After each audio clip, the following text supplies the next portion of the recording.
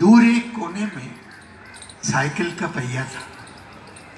20 गज के आंगन में सभी कुछ तो रखा था।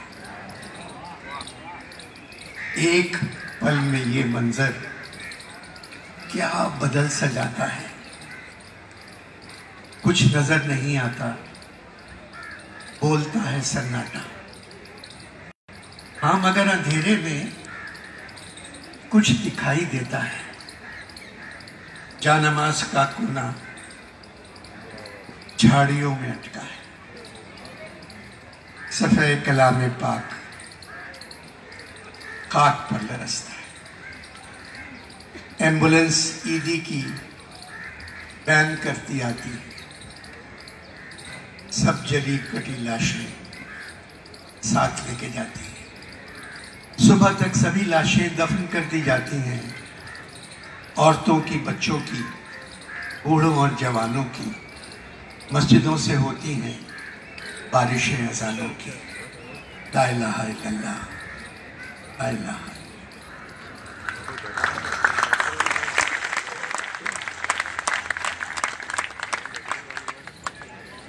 हमारे एक शायर थे, बहुत अच्छे मज़ाहिया शायर थे, दिलावर फिगार साहब। वो दूसरों की औरों को भी लिख के देते थे। तो उनके पास एक वक्त में 2 शायर आ गए। एक को सेहरा चाहिए था, एक को मरसिया चाहिए था। अब दिलावर फिगार बैठे लिख रहे थे और लिखा, एक सेहरा लिखा और कागज़ यूँ फाड़ने के बजाय इस तरह से फाड़ दिया गुस्से में। तो जो सेहरा पढ़ने गए वो एक मिसरा सेहरे का हो गया, दूसरा मरसिया का हो गया। मगर वो पढ़ रहा है शादी में कि अथर मियाँ का अक़्द हुआ है बहार में। सेहरे का मिसरा, अथर मियाँ का अक़्द हुआ है बहार में। अब दूसरा मरसिया का आ गया, ऐ काश कोई फूल बिछा दे मज़ार में। अथर मियाँ का अक़्द हुआ है बहार में, ऐ काश कोई फूल बिछा दे मज़ार में। और पूरी नज़म चल रही है। आखिरी मिसरा सबसे अच्छा है। फिर यारब बनी के साथ हमेशा बना रहे। बनी बना मतलब अगर गाला में तीसरी बनी आई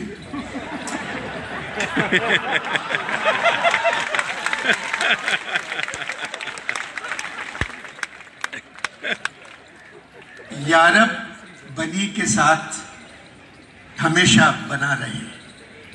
अरे तुम क्या रहोगे जब न रसूल खुदा रहे। मरसिए का मिसरा आ गया। अब जो वक्त मैं बड़े कठिन रास्तों से गुजर कर आज इस कुर्सी तक पहुंचा, बड़ी मेहनत के साथ, मगर ये जो नौजवान हैं मेरे मुल्क के, आप सिर्फ इनकी पेशानी और इनकी आंखें देखें। एक रोशनी है और एक चमक है। यही चाहिए थी कायद और इकबाल को। ये आंखों में इनकी सितारे हैं और ये मुस्तकबिल है मेरे वतन। हम लोग तो बेगैरत थे। 71 बरस कुछ नहीं किया, बैठे रहे, कुछ नहीं किया। देखते रहे, हुकूमतें आई, हुकूमतें गई कि अगली हुकूमत अच्छी आ जाएगी। लोग बुरे नहीं हैं, लोग बहुत अच्छे हैं। हम लोग, हमारी किस्मत ख़राब है कि 29 सरबराहों में एक सरबराह हमें अच्छा मिल जाता तो आज हम पता नहीं कहाँ होते।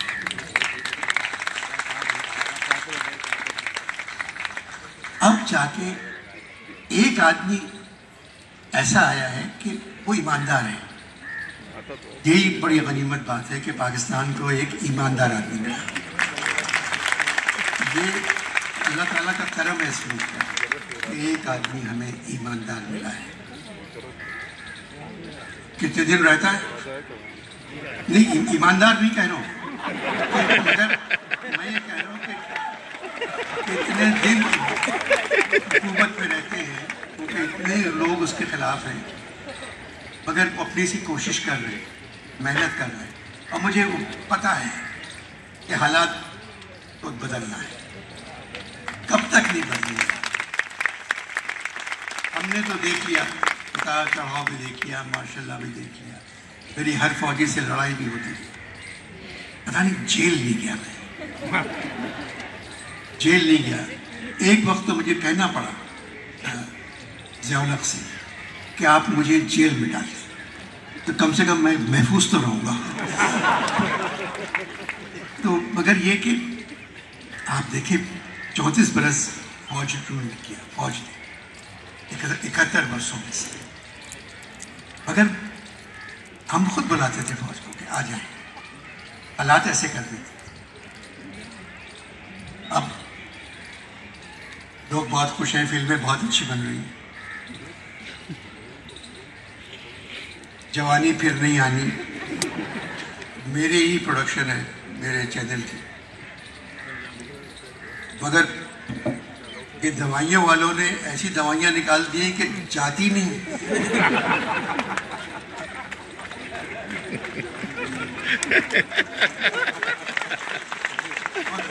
مگر پرانے زمانے میں بوڑھے پریشان بیٹھے رہتے تھے, آج کل سب سے زیادہ مسکراہٹ ہی بوڑھوں کے چہروں پر.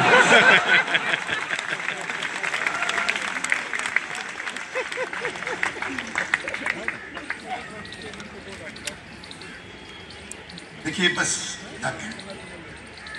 ضیاء الحق صاحب سے میری بات ہوئی تھی. میں نے جتنا اچھا کام کیا ہے ٹی وی کے لیے وہ ضیاء صاحب کے ساتھ. میرا آنگن ٹیڑھا, اسٹوڈیو 2.5, اسٹوڈیو 3.25, 50-50, شوشا, اسٹوڈیو 4-20, سارے میرے پروگرام ضیاء الحق کے زمانے, ضیاء صاحب کے زمانے. مگر جب بھی میرا انعام کے لیے فائل جاتی تھی میری تو واپس کر دیتے کہ نہیں اس کو نہیں. ان کی بیٹی میری فین تھی بہت, ان کی اسپیشل بچی تھی, وہ میری بہت دوست تھی. جب عمران نے اپنا ریٹائرمنٹ کا اعلان کیا تو انہوں نے بلایا مجھے کہ آ کے آپ میزبان بن جائیں. تو انوار الحق اور اعجاز الحق میرے پاس آئے کہ آپ کو والد صاحب نے یاد کیا. میں نے کہا کیا والدہ گئی ہوئی ہیں؟ آپ نے, آپ کی تو اردو اچھی ہے. ہاں نہیں, یاد کیا کہ مطلب ہے آپ کو بلایا ہے. تو اچھا میں جاتا ہوں. تو میں گیا تو انہوں نے کہا کہ عمران ریٹائر ہو گئے, میں ایک ٹریبیوٹ دینا چاہتا ہوں اور گولڈ میڈل دینا, تو آپ میزبانی کریں. 35,000 آدمی اور 70 فٹ اونچا اسٹیج, سیڑھیاں بنی. تو ضیاء الحق صاحب نے مجھے ایک دن پہلے بلایا اور کہا کہ 10 بجے مجھے فرانس کے سفیر کے یہاں جانا ہے, تو آپ پورا پروگرام جو میرا میڈل دینا وغیرہ ہے وہ 10 بجے ختم کر دیں, میں چلا جاؤں, اس کے بعد آپ پروگرام چلیں. اب پروگرام شروع کیا. میں نے کہا 1971 ہمارے لیے اچھا نہیں تھا, آدھا ملک ٹوٹ گیا. ہم لوگ پریشان بیٹھے تھے, کچھ سمجھ میں نہیں آ رہا تھا کہ کیا ہو گیا. آدھا ملک کھو دیا ہم نے. مگر پھر ہم نے ٹیلی ویژن پر ایک نوجوان کو بھاگتے دیکھا جس کو قمیض کے بٹن بند کرنا بھی نہیں آتے تھے, اور وہ اتنا اچھا بھاگا کہ ہم کچھ تھوڑا بہت اپنا غم بھول گئے کہ ہم نے کیا کھویا ہے, کیونکہ ہم نے عمران کو پا لیا تھا. 71 میں عمران نے اپنا کریئر کیا اور ضیاء الحق صاحب عمران کپتان ہے, اس کے باوجود ریٹائرمنٹ کا اعلان کر رہا ہے.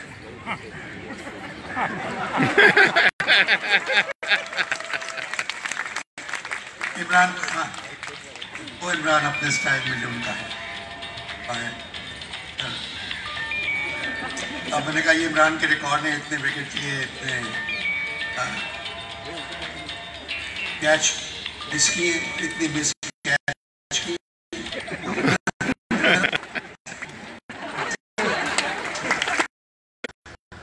اور آتے ہی انہوں نے عمران کے سیدھے گال اور الٹے گال پہ پیار کیا. جو طریقہ ہے میں نے کہا خواتین و حضرات پہلی دفعہ کسی مرد نے بھی عمران کو پیار کیا.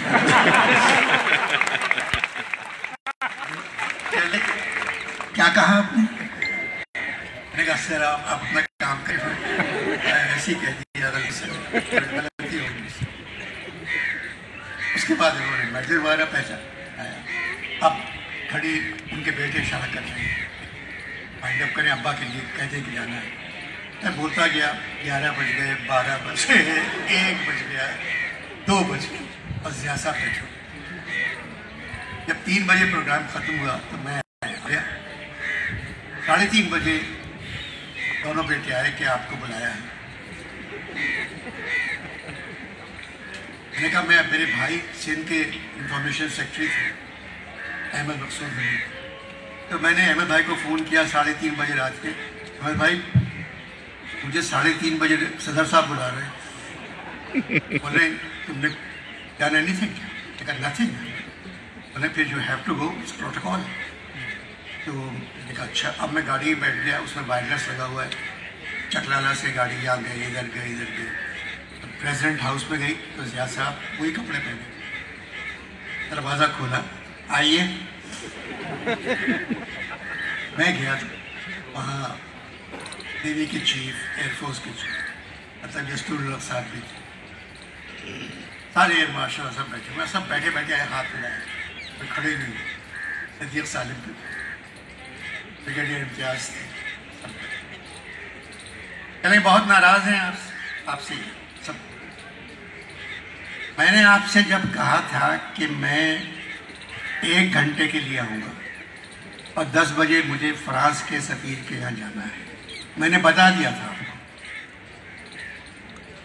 میں وہاں 3.5 گھنٹے بیٹھا تھا. کوئی جواب ہے آپ کے پاس؟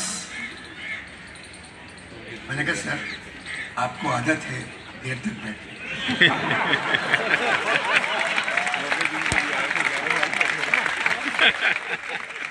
کہنے لگے کیا مطلب؟ میں نے کہا 90 دن کے لیے آئے تھے 7 سال ہو گئے سر. اگر گھنٹے کے لیے آئے تھے 3 گھنٹے بیٹھتے کیا پرابلم ہو گیا سر؟ تو میرے کندھے پہ ہاتھ رکھ کے سب سے کہہ رہے ہیں آپ میں سے کسی نے 15 منٹ مطلب پہلے ختم کر دوں یا ہیں؟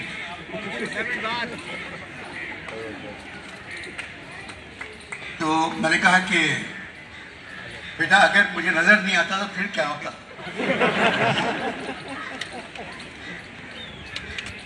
میں نے کہا کہ آپ کو تو عادت ہے. اتنی بری بات کیا ہے؟ کہنے لگے آپ میں سے کسی کی ہمت ہے یہ کہنے کی؟ تو میں انور مقصود کی اس لیے بات مانتا ہوں کہ یہ بول دیتا ہے. مگر انور مقصود اگر آج اس ملک کا صدر کوئی اور ہوتا تو تم نہیں ہوتے اور تمہاری جگہ کوئی اور میزبان ہوتا تو وہ بھی نہیں ہوتا. میں نے کہا سر آپ لوگ رہیں میں چلا جاتا. کہتے نہیں ہم بھی رہنا چاہتے ہیں اور تم بھی رہو. میں نے کہا سر پھر تو نور جہاں کا گانا ہو جائے گا. میں نے کیا؟ میں نے کہا ان راہوں پہ جیتے جی ہم ساتھ چل نہیں سکتے. تو کہتے کہ نہیں. پھر ایک بریگیڈیئر امتیاز اٹھے. انہوں نے میرا گریبان پکڑا اور یوں کر کے میرا بٹن ٹوٹ گیا جیکٹ کا. کہنے لگے ہم آپ کو بلاتے ہیں سرکاری فنکشن میں اور آپ بارڈر کراس کر جاتے ہیں. میں نے کہا بریگیڈیئر صاحب ہارنا ہے. بارڈر کراس کرنے کی تنخواہ آپ کو ملتی ہے. جب آپ سے نہیں ہوتا تو میں کرتا.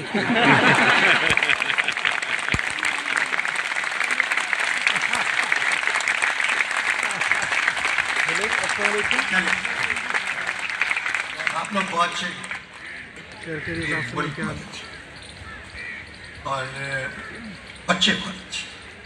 بس اللہ ان کو زندگی دے توفیق دے. بیٹا سچ بول. امی بھی گھر پہ. آج مجھ سے وعدہ کرو زندگی میں آپ کو آدھے گھنٹے میں کال کرتی ہوں میرے ساتھ. سچ کا سب سے بڑا فائدہ ہے. جیسے بچوں کے نوجوانوں سے کہہ رہا ہوں سچ کا سب سے بڑا فائدہ ہے انسان بول کر بھول جاتا ہے کیا بولا تھا. झूठ बोलकर सारी जिंदगी तुम्हें याद रखना पड़ता है कि क्या करना। सच बोलोगे सारे रास्ते तुम्हारे लिए रोशन नजर आएंगे। बड़ा अच्छा मुल्क है, बड़े अच्छे लोग हैं, सबसे अच्छी जगह है। PIA का लम्हा PIA को ठीक कर दे, मतलब चील पे बैठ के जाना ज़्यादा सेफ है। अभी मैं टोक्यो से आ रहा था तो मेरे साथ एक खातून बैठी हुई थी और मैं लिख रहा था बैठा, और मुसलसल मुझे बोले जा रही है, अनवर साहब PIA की जो फजूल खर्ची है इस पर लिखें ना आप। तो मैंने कहा जी मैं ज़रूर लिखूँगा। बताइए 25-30 एयरक्राफ्ट हैं और 30,000 आदमी। मैंने कहा जी बिल्कुल लिखूँगा मैं, अब आप इनकी फजूल खर्ची देखिए। मैंने कहा जी। फिर मैं रुक गया। मैंने कहा आप इनकी फजूल खर्ची की बात बिल्कुल सही कर रही हैं। अब देखिए मैं और आप बैठे हुए हैं और 2 सीट बेल्ट हैं, जबकि एक से ही काम चल सकता है। बोले अच्छा आप लिखें आप